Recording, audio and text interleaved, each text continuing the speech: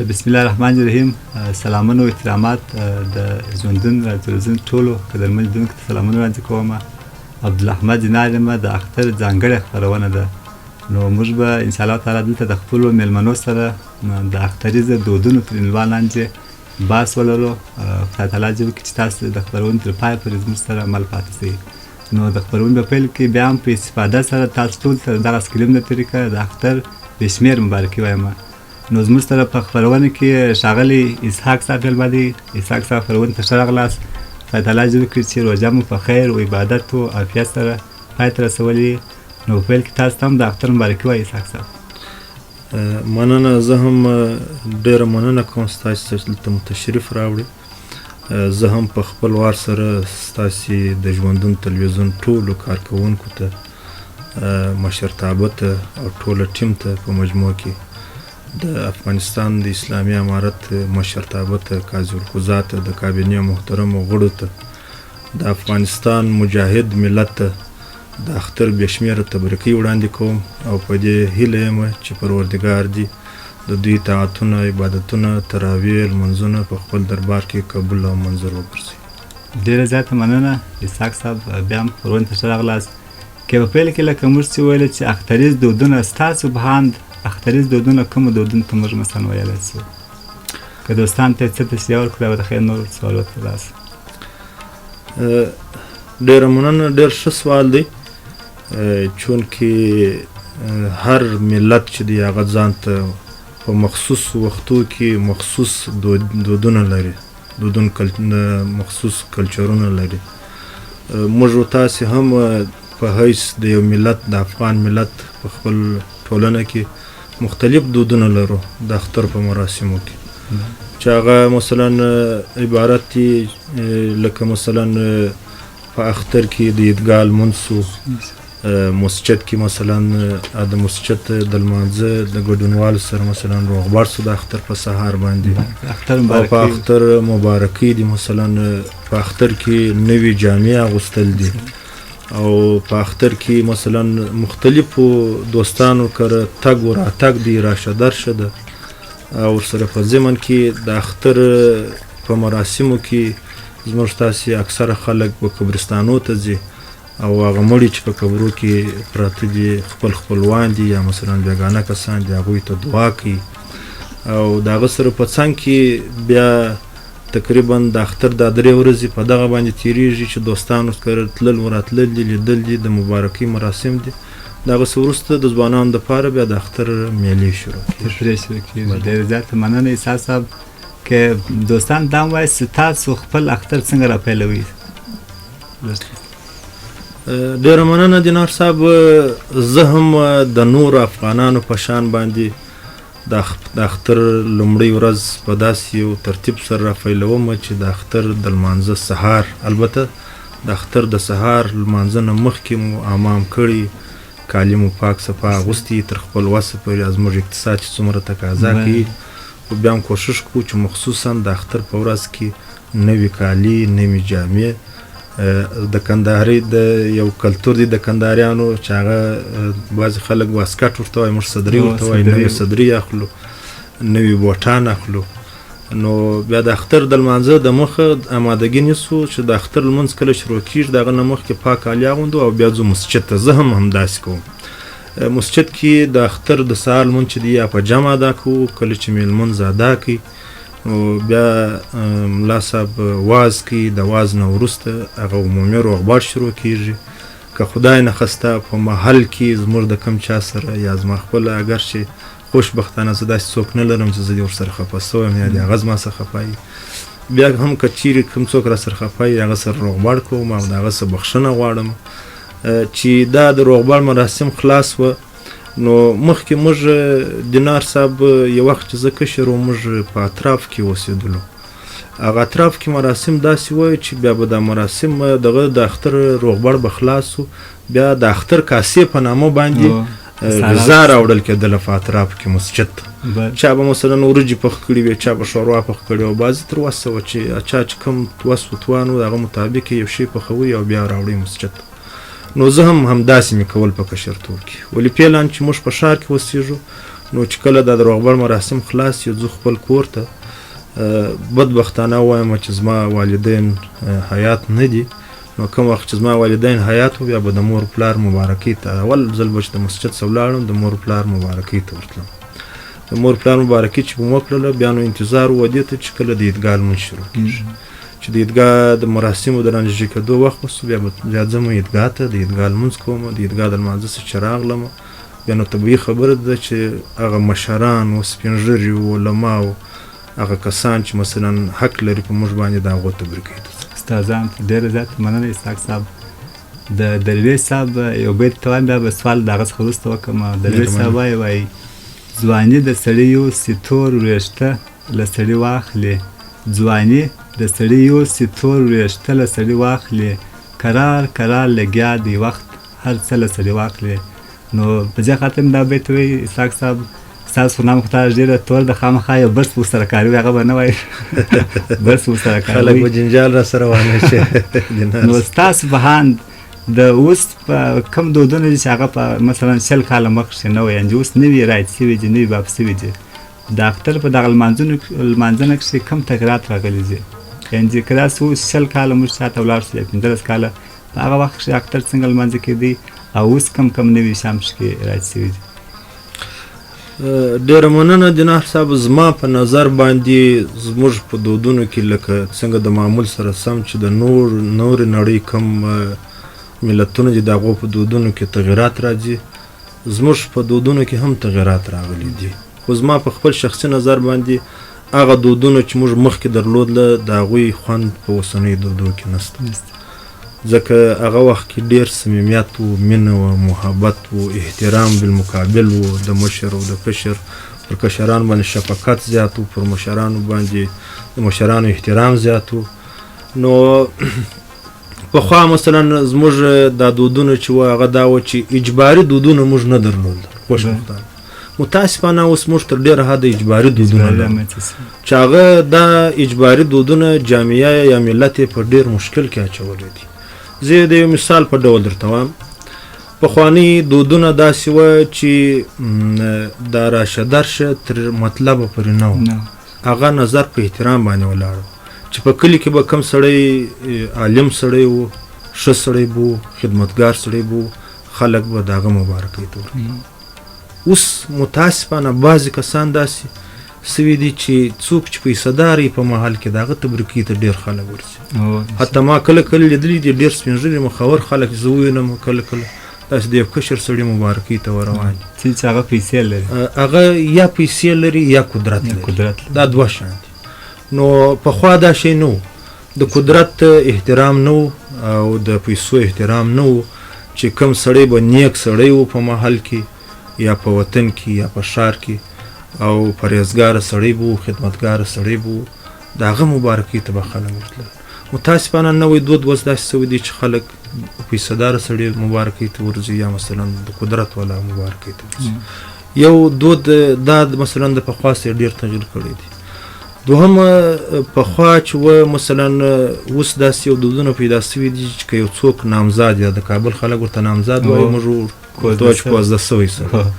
کوم ځوانانو چې کوزدې نوي کړي دي هغه داسې اجباري رسمونه او رواجونه اوس راوتلي دي چې هر اختر کې به هغه کورنۍ ته میوه ور وړل کېږي. میوه هم په دې شکل کې ده چې مثلا زموږ ستاسې د اکثره خلکو اقتصاد د دې تقاضا نه کوي چې په دومره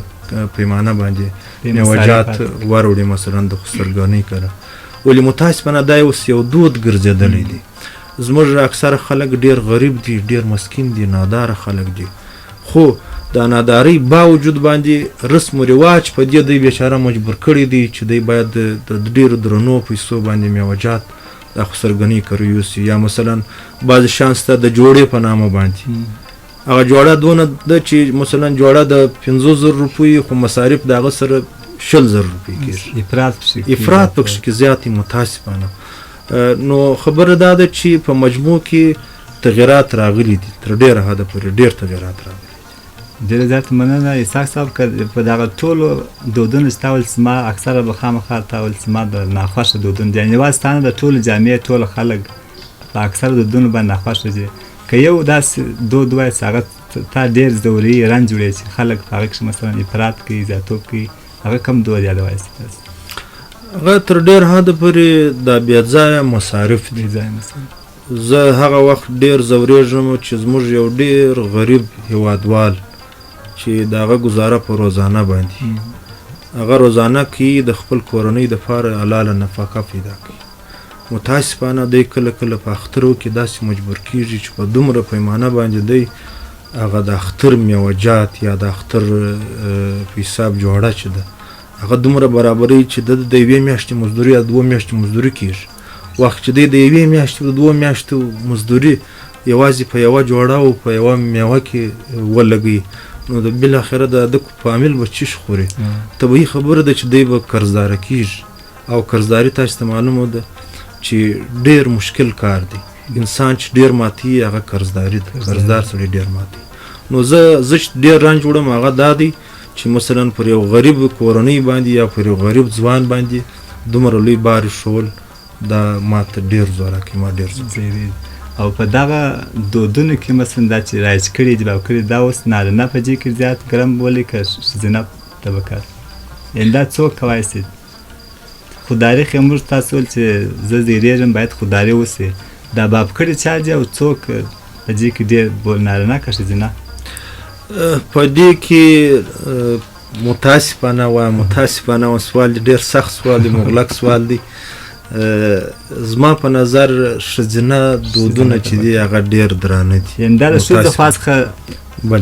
د ورته ویل کېږي تحریک کېږي دا کار وکړه بس د نارینه مشکل ته نه ګوري دوی خپل کار کوي چې جوړه ده نو اوس ځان هم پوروړی که نارینه په دې مجبور کېږي چې باید دومره درانه دودو ته باید وژه ورکړي. بل سوال دا دی اسحاق صاحب کیدای شي ستاسو په ژوند کښې مثال کې څو انقلابه تاسې لیدلي په کوم وخت کښې یعنې د چا په حکومتولۍ کې تاسو د اختر څخه ډېر خوند اخیستی مثلا موږ که اوس داسې فرض مثال کړو چې 3 کاله مخکې جمهوریت و د هغه څخه اخواته مثلا 20 کاله اخواته هم امارت و د هغه څخه اخواته هغه د مجاهدینو حکومت و مثلا بیا نور د خلکیانو پرچمیان روسانو یعنې ستاسو په دغه باندې کوم زمان کې په کوم د چا حکومت و چې تاسو به د اختر څخه ډېر خوند اخیستی او وسا او ارام اختر مو درلودی؟ مننه دینار صاحب. په مجموع کې انقلابونه لکه تاسو چې ویله متاسفانه زموږ ستاسې انقلابونه اکثریت وخت خطرناک انقلابونه دي. تاسې انقلابونه دي لکه د نور دنیا ده په هغه کې ډېر مشکلات رامنځته کېږي بدبختانه وایم. ما هم په ډېر تعصب سره وایم چې په دې انقلابو کې ډېرې ناخوالې لیدلې دي. په هغه ناخوالې کې به اختر هم راورسېدی. طبیعي خبره ده چې په هر انقلاب کې اخترونه راغلي دي. نو زما د روسانو اخرلي کلونه زما په یاد دي چې روسان وتله په دغه وخت کې د هغه څه وروسته هغه وخت کې د ډاکټر صاحب نجیب الله حکومت نو هغه وخت کې زه کشر وم خو په یاد مې دي متاسفانه تکلیفونه زحمتونه ډېر وه. اکثره خلک هغه وخت موږ په اطراف کې اوسېدلو د اطراف خلک چندانې د اختر څه خوند نه سوی اخیستلی ځکه یې نه سوی اخیستلی چې اکثره وخت ړندې بمباري وې وخت و زمان یې معلوم نه و مکان یې معلوم نه و چې تیارې به راغلې په هر ځای به یې بمان غورځولې ټولنه نه کېدله مثلا ډېر خلک په یو ځای باندې نه سوی ټولېدلی. بیا به د اشارو څه قوې راوتلې اکثره وخت قوې به راوتلې دا توپونه به یې غورځوله په کورو کې. نو طبیعي خبره ده چې خلک میلې ته نه سوی تللی تفریح نه سوی کولی خلک داسې وه لکه په محبس کې چې اوسېږي. نو زما دپاره ډېر ناخوشاینده وخت. د هغه نه وروسته بیا د ډاکټر نجیب الله بیا د مجددي صاحب حکومت راغلی چې هغه تقریبا 2 میاشتې و ډېره کمه دوره وه. د هغه نه وروسته بیا د رباني صاحب حکومت راغلی. رباني صاحب حکومت کې تنظیمي جنګونه متاسفانه فیل سوله کور په کور جګړه وه کلي په کلي جګړه وه بیا به د ولسوالي په ولسوالي جګړه وه. نو طبیعي خبره ده چې په جګړې په منځ کې د اختر سړی خوند نسي اخیستلی. زه هم په دې شکل ما ورڅخه خوند نه دی اخیستی د نورو افغانانو په شان باندې. د هغه نه وروسته بیا د افغانستان اسلامي امارت راغلی د طالبانو اسلامي تحریک و. هغه وخت کې یو څه ناڅه خلک آرام سوه امنیت رامنځته سو د لویو لارو امنیت تامین سو خلکو وکولی سو چې د یو ښار څخه تر بل ښار پورې سفر وکړي مثلا هغه خلک چې بعضې دوستان بیا په نورو ولایتو کې وو هغوی ته د هغو سره راشه درشه پیدا سوله ډېر سهولتونه تر ډېره حده پورې رامنځته سوله لویه وجه یې دا وه چې امنیت رامنځته سو او امنیت چې دی د یو ملت په ژوند کې ډېر اهم او مهم رول لري نو هغه وخت کې م یو څه اخترونه واقعیت چې سي خوشحاله سوله موږ ډېر خوشحاله سو د اختر په جمعواري و ټولنې کېدلې مثلا رفت آمد و د یو ځای تر بل ځای پورې دا طبیعي خبره ده چې زموږ دپاره نوي شیان او خوشاینده وه د هغه نه وروسته بیا د جمهوریت راغلی د جمهوریت په اولو دوو درو کلو کې هم چې واقعیت سي اخترونه ښه رفت آمد و د یو ښار څخه تر بل ښار پورې جنګ هم نو یو څه اقتصاد هم تر یو حده پورې وغوړېدی او په حساب باندې تعلیم هم رامنځته سو تعلیمي بخش کې کارونه ډېر وسوله طبیعي خبره د اخترونه یو 3 الی 4 کاله پورې خوشایند وو د هغه نه وروسته متاسفانه ووایم چې هغه ځواکونه خارجي ځواکونه چې زموږ په ملک باندې یرغل کړی وو هغوی په ناڅاپي ډول په یو جګړه باندې لاس پورته پورې کړي د خلکو په کورو یې چاپې وهلې په خلکو باندې بمبارۍ کولې نو طبیعي خبر د خلک به خوشحاله نه وه زه په خپل د خپل ځان د طرف څخه درته وایم ما ډېر زجر او تکلیف لیدلی دی په هغه دوره کې نو طبیعي خبره ده چې سړی د زجر په حالت کې نو د اختر څه به خوند نسي اخیستلی د هغه نه بعد د اشرف غني دوره راغله ډاکټر صاحب اشرف غني دوره هم پای ته ورسېدله هغه هم خوشاینده نه وه ډېر تکلیفونه وه ډېر زحمتونه نو دا شان زیات وه بیا د خوشبختانه دا اوس چې اوسنی چې کوم نظام دی د افغانستان اسلامي امارت راغلی بیرته دوباره امنیت ټینګ سو د جنګ لمنه ټوله سوله امنیت برقرار سو خلکو بیا وکولای سو چې د یو ښار څخه یعنې د افغانستان د اسلامي امارت د راتګ څخه مخکې که ستاسې په یاد دي نو چې د دې ځای څخه تر کابله تلې دا د انسان دپاره په حساب باندې مرګ مفاجات اکثره خلکو که وس و توان یې درلوده که نه درلوده هغه به په تیاري کې تله چا چې به توان نه درلودی خطر به یې په ځان منی بیا به کابل ته تللی نو په داسې حالت کې هم د اختر لمانځل ناممکن وه که چا هم لمانځلی خوند یې ورسره نه سو اخیستلی بیا د افغانستان اسلامي امارت چې راغلی اوس خوشبختانه اخترونه ښه سوي دي ځوانان زه وینم میلو ته ځي مختلفو ځایو ته ځي افغانستان ماشاءالله دي خوشبختانه ښه میله ځایونه لري هر ولایت ته چې ولاړ سي هغه یو جدا خوند سړی ورڅخه اخیستی سي زه خپله اوسنۍ دا 2 اختره چې د افغانستان اسلامي امارت په دوره کې تیر سوي دي 2 به فکر کوم تیر سوي دا به یې 3 زما په نظر که یو تیر سوی دی دا 2 دی خو زه خپله خوند ورڅخه اخیستی سم ډاډه یم د امنیت د طرفه سره که زما کشر مثلا زما ځوانان که کله میلې ته ځي یو ځای ته ځي نو زه روحا ډېر ارام یم تشویش نه کوم نو اوس هم ښه دوره ده بده دوره نه ده ډېر زیاته مننه اسحاق صاحب که دا خو د انقلابونو د هغه کشمکشونو اخترونه وه که اوس په دغه کې راته وایې چې مثلا وروره چې انسان چې کله مثلا طفولیت دوره ده بیا مثلا د کوچنیوالي دوره ده د نوي ځوانۍ مرحله ده د بلاغت ته مثلا انسان رسېږي په دغه دورو کښې ستاسو په اند کومه دوره خوندوره وه څه چې به د اختر څخه ډېر خوند اخیستی مثلا د کوچنیوالي په دوره کې د نوي ځوانۍ مرحله کې اختر څخه مو ډېر خوند اخیستی ځکه چې هلته سړی اکثره وخت مسؤلیتونو لاندې نه وي سره او یا د بلاغت سړی مثلا بالغه کېږي دا جلا دوره ده بیا چې مثلا سن سال غټېږي د واده کوي ازدواج کوي اولادونه پیدا سي کومه دوره کې مثلا اختر تاسو ته ښه خوند درکوي ډېر خوند به ځینې اخیستی مننه خو تا مخکې هغه شعر ووایه نو فکر کوم هغه شعر به کفایت کوي زه هم هغه ستا د هغه شعر په تعقیب باندې رښتیا هر انسان چې دی په ژوند کې د هر انسان ژوند 3 مرحلې لري چې هغه د طفولیت دوره ده د کشرتوب د کوچنیوالي دوره ده چې سړی اکثره وخت چندانې د دغه احساس نه کوي مسؤلیت احساس نه کوي تر ډېره حده باندې وخت چې د مسؤلیت احساس نه وي ورسره په څنګ کې خوند هم هغومره نه وي ځکه سړی حس کولی نه شي د خوند څه دومره خوند سړی نه شي اخیستلی د هغه څه په 2مه دوره کې د ځوانۍ مرحله ده د ځوانۍ په دوره کې د سړي مسؤلیتونه یې خو کم یې ولې د اختر څه سړی ډېر خوند اخیستی شي ځکه دا خوندونه چې دي دا سړی حس کولی شي نو د ځوانۍ دوره چې ده بهترینه دوره ده د ځوانۍ دوره پر خپل ځای باندې ښه ده د مشرتوب و سپین ږیرتوب دوره په خپل ځای باندې ښه ده خو خوند چې سړی اخلي هغه د ځوانۍ د دورې سره ډېر خوند اخیستلی شي. نو زما خپل د ځوانۍ دوره سوال کې به نور مخ ته ولاړ سو. اسحاق صاحب خدای تعالی چې تاسو د والدین سره ښه وکړي، تاسو ولې زما والدین وفات شوي دي. په ځوانۍ په مرحله کې چې تا ولمر د اخترو څخه ډېر خوند اخیستی، کوم داسې کار و چې تاسو ته مثلا مور و پلار ویل چې دغه کار مه کوه، اختر په اوله یا د کوره وتلاست چې ډېر به په تاسو باندې تپرېدله چې مثلا یا مور یا پلار چې اسحاق صاحب دغه کار مه کوه، دغه کار څخه خودداري وکړه، چې دوی ناخوښ کار کم کار و چې تاسو به کوئ. په ځوانۍ کې مو دا د شبابیت دوره د انسان په څه نه باندې په شي نه پوهېږي، یعنې سترګې یې پټې ځي،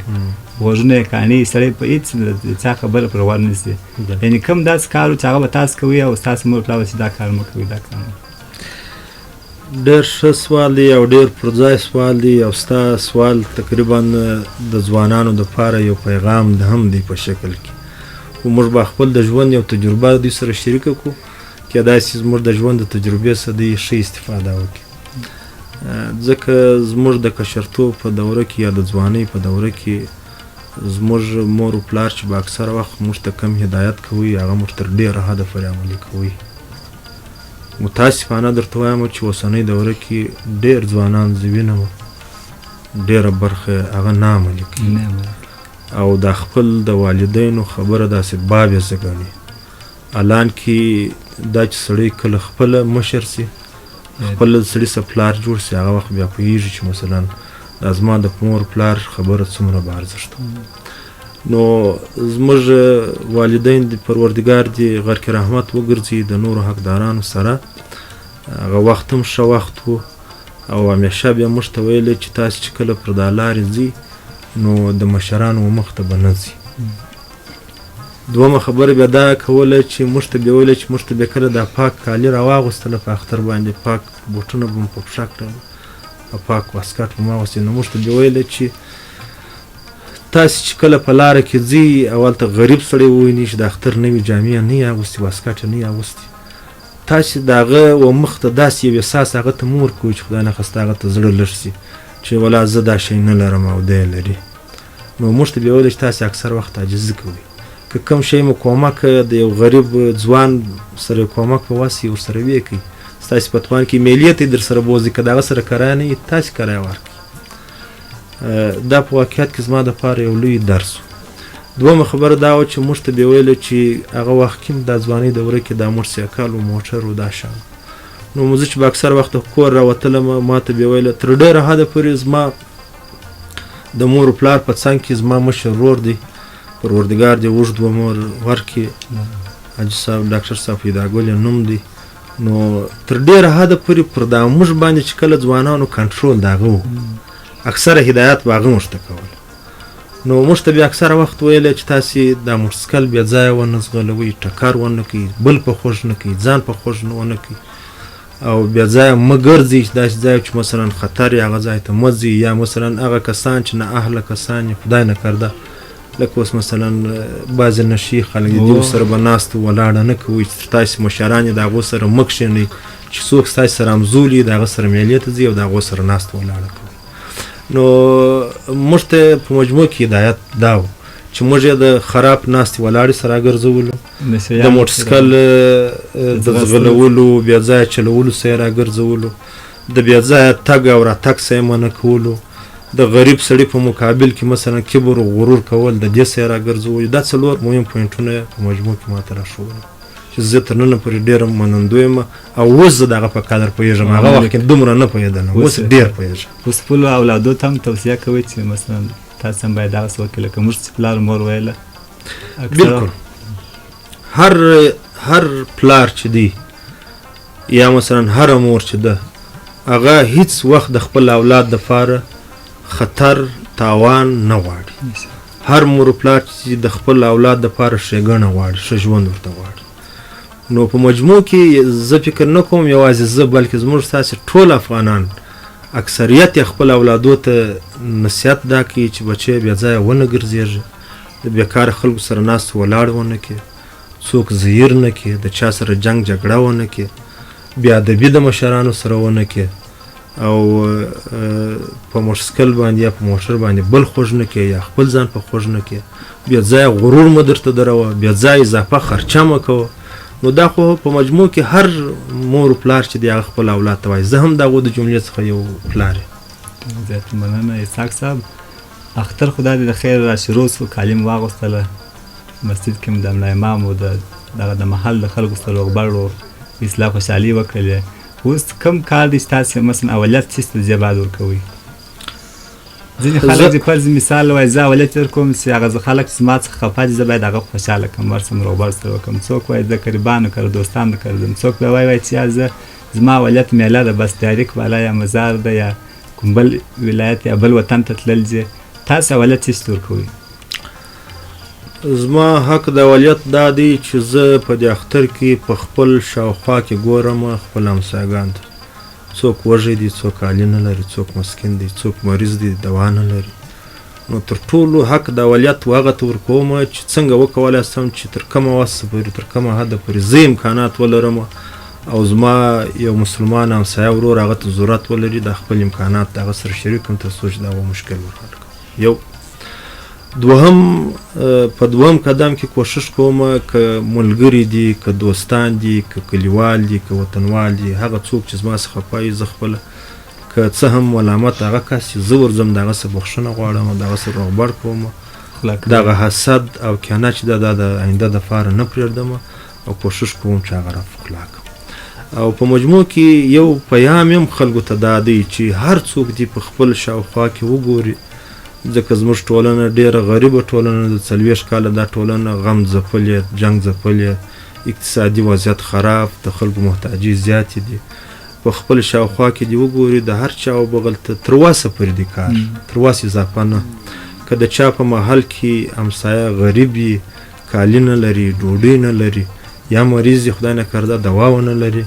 د هر افغان دا مسؤلیت دی چې تر خپله وسه پورې د هغه سره کوم. ډېره زیاته مننه اسحاق صاحب. راوسو دا دودیزه لوبې چې مثلا موږ پخواني دودیزه لوبې داسې خوسۍ دي، مثلا غیږ نیونه ده، ډبره غورځونه ده، دغسې اتڼ بازي ده. په دغه کې کوم شیان ستاسې خوښ دي؟ اوس خو نو فلمونه سول او مثلا ورکې دي او چکر ده او دا شیان راغله، کرکټ کتل دي، فلم کتل دي. پخوا به هغه شیان وه. په هغه پخواني کې زما سوال دی ستاسې څه شي خوښ دي؟ خوند به ځینې اخیستی. دا دې وکړي ستا په دغه سوال په جواب کې زما سره ځوانان جګړه ونه کړي، ځکه زه چې دی زما خپله په مجموع کې د انټرنیټ سو، په انټرنیټ کې بیا د فیسبوک سو، مثلا دا بعضې نوي شیان وته ټیک ټاک دی، هغه خوشبختانه فکر کوم په افغانستان کې بند سوی دی. یو ګیم راغلی دی د 5G په نامه باندې. متاسفانه چې زموږ د جامعې اکثره ځوانان په دې باندې روږ دي. ټول والدینو ته مې سمیده د په حیث د یو افغان ورور دا غوښتنه ده چې خپل اولادونه د تعقیب کړي، په هیڅ صورت باندې 5G ګیم ورته پرېنږدي او خپل اولادونه پرېنږدي چې خپل قیمتي وخت په فیسبوک او په اعلان ناکشناکي یوټیوب په دې شیان باندې مصرف کړي. او انټرنیټ ښه شی دی خو سړی باید مثبت استفاده ورڅخه وکړي. پاتې سو راغلو د لوبو شیانو ته. یو لوبې دي، یو د سوشل میډیا ده، دا دوه سره تفاوت لري. په لوبې کې په مجموع کې زه خپله چې زما خوښېږي مثلا زموږ ستاسې پخواني دودیزه لوبې دي لکه غېږ نیونه، خصوصا اکثره دا دودونه چې دي په اطراف کې لا ژوندي دي. نو فکر کوم دا د امارت په راتګ سره خوشبختانه په ښار کې هم اوس دا دودونه شروع شوي دي. غېږ نیونه کېږي، مثلا زما خپله ډېره علاقه ده ورسره خوښېږي مې، خپله مې نه ده زده خو سیل یې کوم. په اطراف کې بعض یو دود دی، یو رسم و رواج دی، ډبره اچونه یا ډبره غورځونه، هغه مې خوښېږي په مجموع کې. او په کشرتوب کې مې غورځوله هم خپله کله کله. نو دا دوهم دود دی چې زما ورسره مینه او علاقه ډېره زیاته ده. او په دریم په مجموع کې بانډار، مجلس، دوستانو کره ورتلل یا د دوستانو راتلل، د هغوی سره کښېنستل او په یو چوکاټ کې د هغوی سره مجلس و بانډار کول، په یو ډېر منظم چوکاټ کې د هغوی سره یو ټوکې ټکالې کول. طبیعي خبره ده چې دا لوبه مې هم خوښېږي. خو چې نه مې خوښېږي هغه لوبې دي متاسفانه چې زموږ د ټولنې بعضې ځوانان یې اوس کوي، لکه د موټرسایکل ځغلېدل دي، د موټر ځغلېدل دي، بې ځایه مثلا یا په یو اتاق ننوتل دي، ټوله ورځ په 5G باندې تېره کړه. دا طبیعي خبره د سړي په مغز و افکارو په رواني حالت باندې ډېر منفي اثر کوي. مثلا په فیسبوک کې چټینګ دی خبرې کول ایله بې معنا هېڅ ضرورت د ضرورت څه دا د یو ځوان ژوند جوړوي نه د ځوان ژوند خرابوي زه وایم تر دې چې دی د خپل وخت په فیسبوک په ټیک ټاک او یا په چټینګ یا په موټرسایکل ځغلولو یا په موټر ځغلولو تېرېږي ښه خبره دا ده چې د خپلو همزولانو سره یو ځای کې کښېني یو ګړی ورسره وخاندي طبیعت ورسره ستا کې یو ځای د میله ځایونو موږ الحمدلله ښه میله ځایونه لري میله ځایونو ته ولاړ سي نوو ځایونو ته تفریح وکړي بیا اوس خوشبختانه شش کال ماشاءالله کالم بارانې سوی دی شاید اوبه به راغلي نه پوهېږم چې صفا سوي وي که به نه صفا سوي او موسم هم د دغه را د اوبازۍ موسم را روان دی ښه بازي د خو په احتیاط باندې په بې احتیاطي نه دا چې بیا زموږ ځوانان تللي په دغه کې په داله کې ډېرو اوبو ته ځان ورچي خدای نه خسته او به یې یوسي خپل فامیل هم د غم په ټغر کښېنوي هغه دوستان هم د غم په ټغر کښېنوي او خپل ژوند هم د لاسه ورکړي نو ځوانانو څخه مې هیله دا ده چې په داسې حالتو کې ډېرې د احتیاط څخه کار واخلي هغه کومې دودیزې لوبې چې زموږ ستاسې پخوانۍ پلار و نیکه کولې هغه وکړي او هغه خوش کړي او هغه لوبې چې مثلا زموږ ستاسې د کلچر و زموږ ستاسې د عنعناتو سره سمون نه خوري د هغوی څخه باید جدي پرهیز وکړي مننه اسحاق صاحب که یو شی بل وایست مثلا موږ د اخترز دودونه که چې یو دود دا دی چې اوس د زمانو ته یا د واده څخه بعد هم اکثره خلک یعنې یو کال نه 15 کاله هم جوړې ورځ کوي تاسو هم دغه جوړې راتللې ستاسو په وخت کښې خوشحالي لري که نه لري که یعنې په هغه وخت کښې به دومره ډېر نه وی لکه اوس چې اوس خو موږ ویل چې اوس افراط پکې شوی دی زیاتوب راغلی دی تا هم یو حداقل یو 15 جوړې تا ته راغلي دي د خو د کوره که یا خوشبختانه زه د دې تحفې څخه محروم یم او دا ما په خپل طبیعت باندې ځان محروم کړی دی داسې نه چې زه جبران محروم شوی یم ځکه ما چې کله واده کړی دی اوله ورځ مې هغه خپل خسرخیل ته ویلي دي چې ما ته به کالي نه راکوي دا زما کالي که ستاسې په دوستانو کې تاسې وګورئ که څوک داسې غریب نادار هغه ته یې ورکړي که تاسې ما ته راوامستوئ زه یې خپله نه اغوندم زه بیا یو غریب ته ورکوم ځکه زه الحمدلله دومره اقتصادي توانایي پروردګار را کړې ده دغه کشرتوب څه تر اوسه پورې چې خپل ځان ته کالي پکولی شم نو دا اضافه بار مې پیرزونه دی پر دوی باندې چې واچوم د دوی کور ودان دوی هر اختر ما ته پیشنهاد کوي چې موږ به تا ته کوم شی ته رقم کالي ستا خوښېږي چې موږ درته رانیسو مثلا کوم رقم صدرۍ او بوټ ته خوښېږي حتی کله کله جبري راته رانیولي خو ما هماغه بل چا ته ورکړي دي د نورو خلکو څخه مې هم هیله دا ده چې د اضافه بار دودو څخه پرهیز وکړي او زه خپله شوقین نه یم ولې هغه په چوکاټ کې تحفه کالي دي هغه که یو مثلا یو خسر یو خپل زوم ته ورکړي دا پیرزوی نه ده ښه خبره ده بده خبره نه ده ولې اضافي بار باید نه ډېره زیاته مننه استاد صاحب چې زموږ سره خپرونې ته حاضر سواست ستاسو څخه هم مننه کوو دوستانو چې د خپرونې تر پای پورې زموږ سره مل پاتې سواست خوشحاله اختر ولرئ ډېر مننه ستاسو څخه هم خوشحاله اوسئ چې تشریف راوړئ او زموږ پیغام تر خلکو پورې ورسوئ السلام علیکم